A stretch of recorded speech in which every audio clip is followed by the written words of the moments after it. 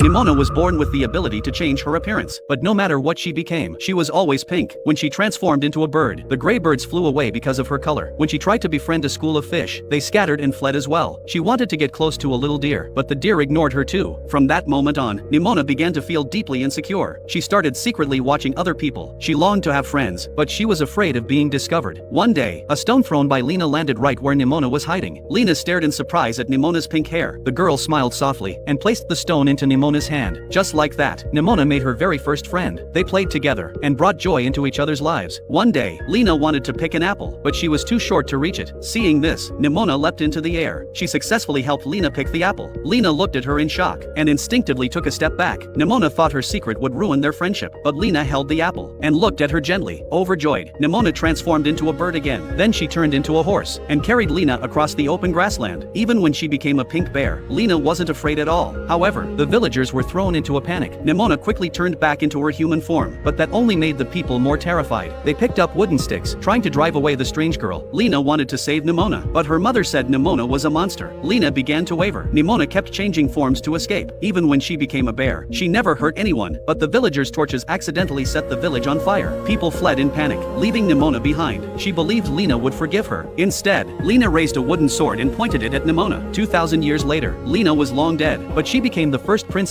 of the kingdom. Nimona never died, yet she was remembered as a monster. To this day, the only friend she ever made was Ballister, and Ballister had just killed the current princess. During the ceremony where she was granting him knighthood, the sword suddenly fired a beam of light and struck the princess dead. In order to uncover the truth, Nimona formed an alliance with Ballister, but they were soon discovered by the soldiers. They hid inside a small house, though it wouldn't hold out for long. Nimona told him she had a way to escape, but something strange would happen. Ballister didn't know what that meant, but faced with the overwhelming attack, he had no choice but to trust her. To his shock, Nimona transformed into a massive rhinoceros the very next second. She sent the soldiers flying and lifted Ballister onto her back. Seeing that he was willing to trust her, Nimona shifted through several more forms. In the end, they successfully escaped from the prison.